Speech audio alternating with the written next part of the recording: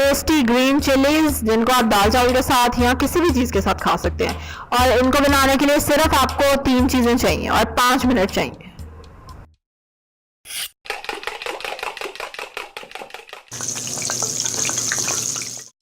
अस्सलाम वालेकुम, welcome to love to cook. You can do it, the best place for easy cooking.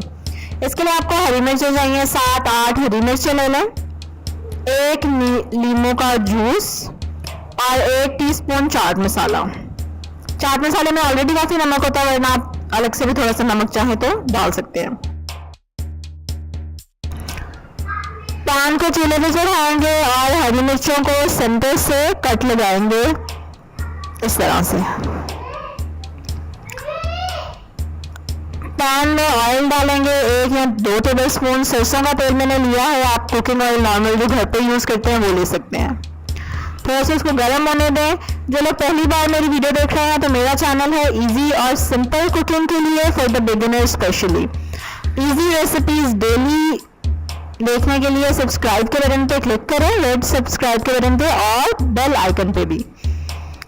Oil जब हल्का गर्म हो जाए तो इसमें अब हम हरी मिर्चें डाल देंगे।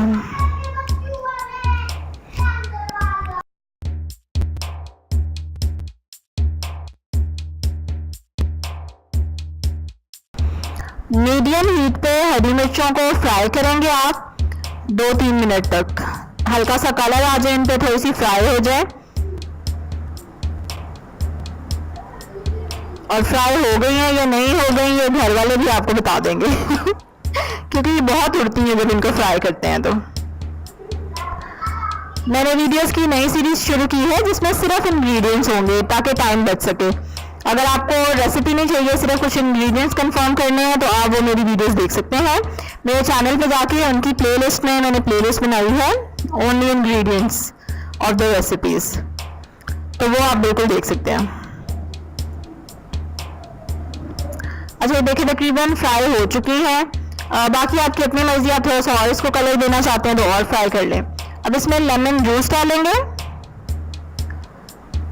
चाट मसाला और थोड़ा सा नमक अगर डालना हो मिक्स करें और कवर कर दें। बस आंच हल्की कर दें और 2-3 मिनट के लिए इसको दम पे रहने दें।